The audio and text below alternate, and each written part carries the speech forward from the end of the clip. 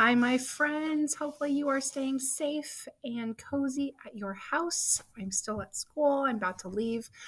But before I headed out, I wanted to tell you the story of the little raindrop.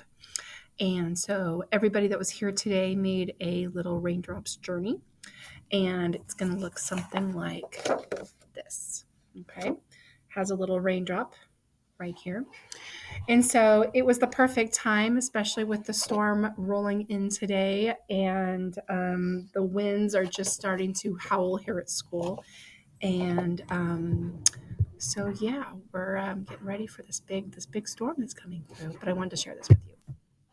All right. So here is Little Raindrop's journey. Once upon a time, there was a little raindrop. And it was hanging out in the sky over here by the light, the white puffy clouds.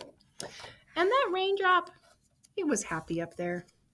But one day the white clouds went away, the sun went away, and the gray, stormy clouds came in. And we acted this out in the classroom, and they were very cute when we did this. So, what happens is we have this big gray cloud, and it has all these raindrops in it. And when it gets heavy, the raindrops start to fall. So, this raindrop, it landed on the side of the mountain, not on the top. And it wasn't cold enough to turn it into snow, but it landed on the side of the mountain. And it landed in the grass. And then it kind of went into the stream. And that stream turned into a river. And eventually that river ended up out in the ocean. Okay? So our little raindrop is part of the ocean. And it's hanging out there happy as can be. Well, the sun comes out and it warms the top of the water where our raindrop is hanging out. And so that raindrop, it gets moved up into the sky and it becomes invisible. And when it's invisible, it turns into something called water vapor. Okay. So then it's just hanging out in the sky, tra la la la la, with those white puffy clouds until another storm rolls in. And the white clouds go away and the sun goes away. And here's our gray clouds. And remember, the rain doesn't come out of those gray clouds until it gets really heavy, and then the raindrops start to fall down again. Well, this time it's going to land on a flower.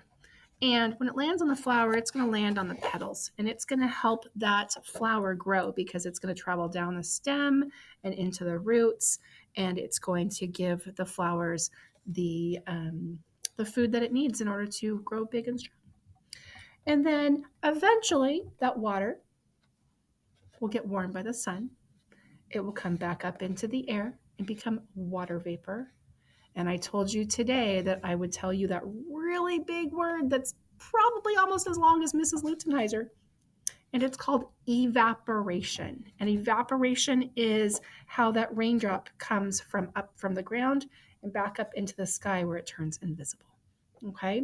So what I would like you to do at your house, you guys all have this for those of you who are here today. And I want you to take that little raindrop and I want you to tell your grown-ups where it is in the sky and what happens when the storm clouds move in and the clouds get really, really heavy and the rain comes down. Where is your raindrop going to land? Is it going to land on the mountain?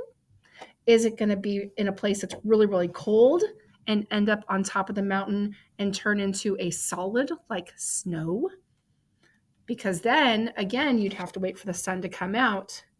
You would have to wait for the snow to melt, and it could take its journey all over again. It might just take it a little bit longer. All right? So I want you to see if you can tell your grown-ups 3 different ways that your raindrop can take a journey and end up back up, evaporating back up into the air. All right, my friends, have fun with this. You get to keep this. This gets to stay at home. And we'll talk a little bit more about that big word, evaporation, tomorrow. Stay safe, my kind kindergartners, and I will see you tomorrow.